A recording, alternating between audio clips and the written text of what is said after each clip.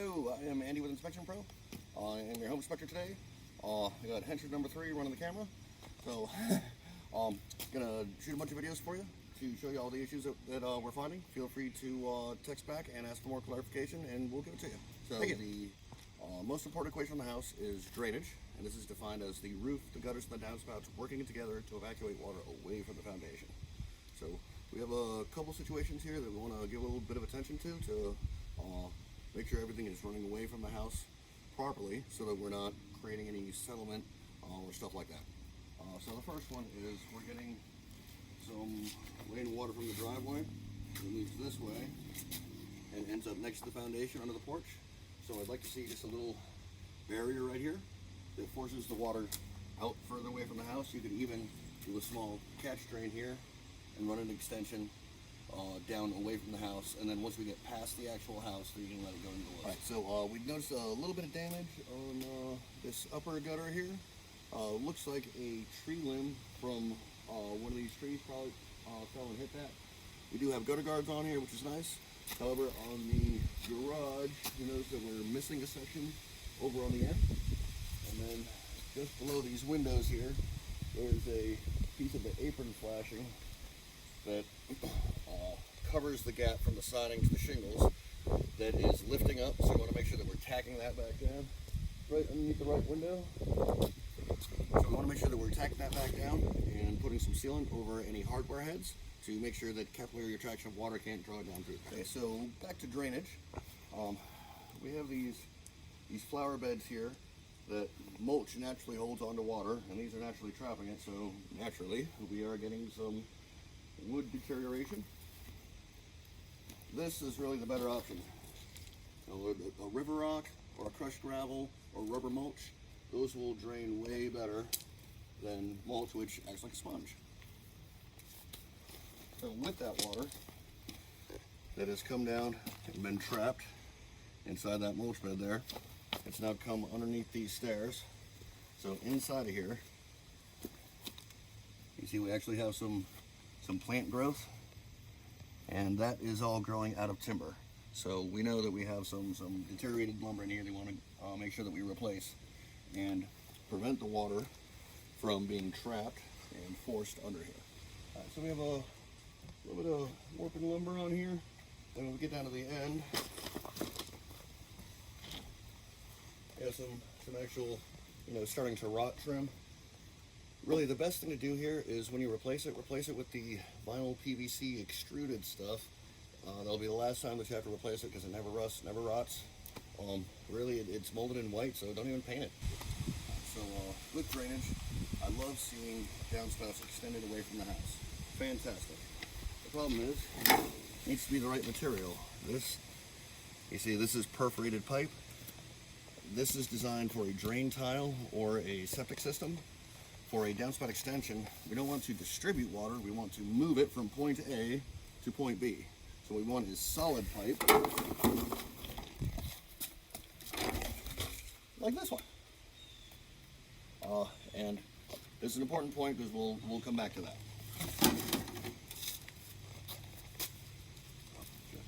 So I want to show you how nice a job they did on this deck. That metal is the flashing that prevents water from getting trapped in between the ledger board of the deck and the band board of the house. It's bolted, joist hangers and everything, 16-inch spacing, beautiful. This is exactly how it's supposed to be. And then when we get to our front beam, you can see that we have some 6x6s. They are correctly notched to hold our double beam. So the bolts, all they have to do is hold the beam to the post. Okay, so this is the support system for the side deck. We do have a double beam on this one, but it's being carried incorrectly on top of the 6x6. There should be a notch here so that the post is directly carrying the beam instead of right now it's the hardware holding these up. And on this side it's actually a single beam. Still 6x6s, but this lumber will get a little bit smaller as we go to the other side. Alright, so here we are on the back section. You see we have 4x4s here, only single beams, This one doesn't have bolts, and you can see where this wood, it runs into this dirt here, which we don't want to do that because this dirt is always moist, and even if it's pressure treated lumber, if we're constantly submerging it in dirt and subjecting it to all that water contact, it's going to deteriorate it.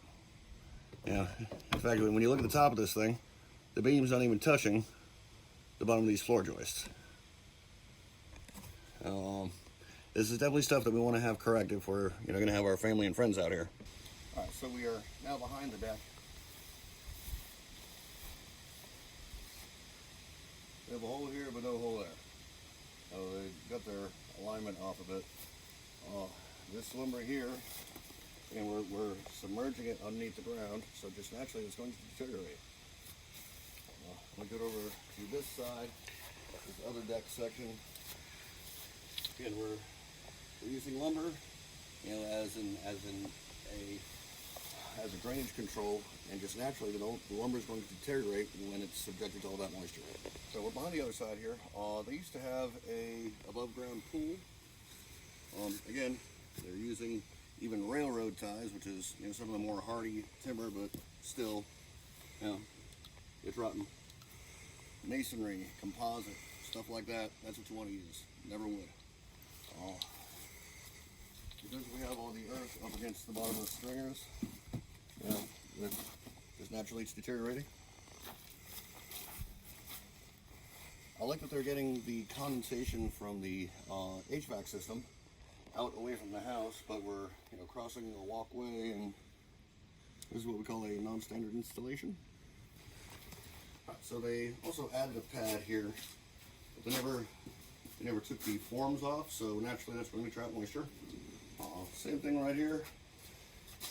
And we're using wood as a drainage control, so that is starting to deteriorate.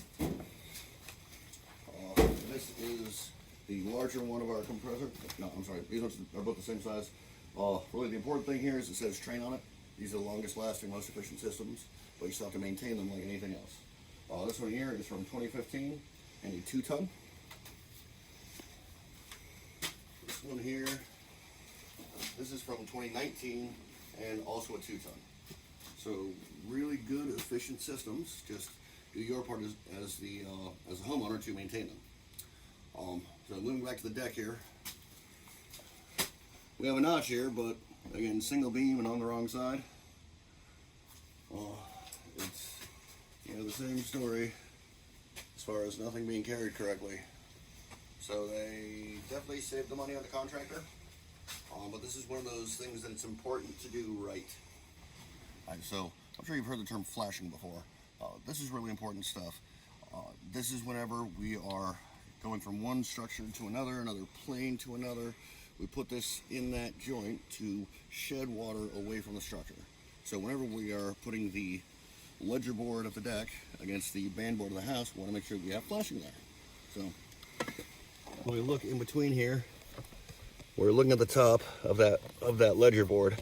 So clearly there is no flashing here. Good news is you can still slip it in just by removing this first decking board and getting it behind that siding.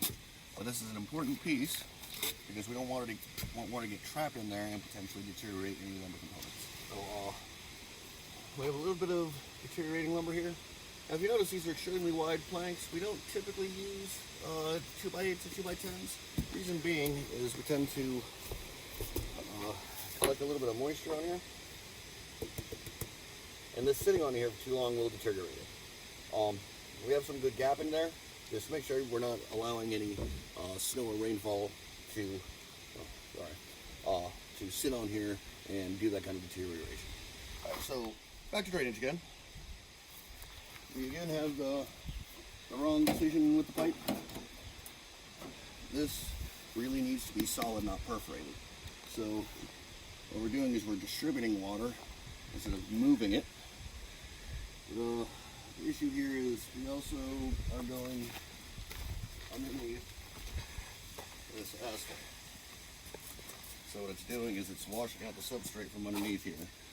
Probably the lowest cost, easiest way to correct it would be just to cut that off and cap it and run a solid one straight down put a Y on it, just like what they have here, and then run it on the surface this way. Because it, unfortunately, they made a silly mistake doing the perforated instead of the solid. But it's important that we correct that mistake so that your drainage is all working correctly to move water away from the foundation that are counteracting. A little bit of siding damage right here, a little bit right here in the corner. And then what you might be surprised by is this melted section. That is actually caused by sun hitting this window, and because these have what's called a low E coating on them, essentially it's like sunglasses for your house. Depending on the manufacturer, the mix they use, how thick it is, it can block up to 80 to 85% of UV rays that come in. So that 80 to 85% of UV rays gets concentrated here. So that's why we have a little bit of melt there, but it looks like it has not broken the actual watertight jacket. So there's really nothing to do there unless the look bothers you. So we're here in the garage, the main electrical panel. A couple of things going on here. So as we were testing the ground fault circuit interrupters for the bedrooms, this one here started making an arcing noise, and we've been able to smoke out of it. Not uncommon for these things to wear out. So it is time to replace that one. They're typically $15 to $30 right in there. We do have a generator backup line here, but where we're going through the panel, we're supposed to have what's called an insulator. Something like this thing here that holds onto the wire, so we can't touch any of the very grounded parts of the panel. So we're missing that off of there, and then we also have undersized wiring for this 40 amp. This here could do a 20 amp, but not a 40. So we want to make sure that we're correcting that before we're putting that into full-time use. The rest of the wiring looks very good. No double taps, no cross wires. Very nice. Chin diaper engage. One other electrical thing we have, this wire coming out of here, which it's okay to run wire, but this has to be properly secured. This is going back here to a plug to run an air compressor. This has to be properly secured to the walls so that we can't accidentally catch it. Where we go through drywall, we need a proper box to be able to get it out of the drywall. So we are here at the back door. So a couple of tears in the door seal. These things are pretty easy to replace. They actually just go right into a channel. New one is about $5.50. Usually goes right back in there. Windows are dual pane, argon gas filled, grids in between the glass, single lock, single tilt-in. And so far they've been operating pretty well. If we have any issues with them, we'll let you know. We are here at the front door seal. See, we're getting a little bit of light through here. This is where we tend to lose our conditioned air. So I want to make sure that our door seals are in good shape and have the proper little piece down here, it's a little wedge, to block off air from the transition where we go from the actual door seal to our threshold. So we're down in the basement. Sink here works fine. One odd thing that we run into is none of the plugs down here work. That's the same for all of these. None of the plugs work. The overhead light in here does not work either. We do have a little bit of damaged flooring right there. Moving into the bathroom. See a little bit of sealant where the diverter hits the wall.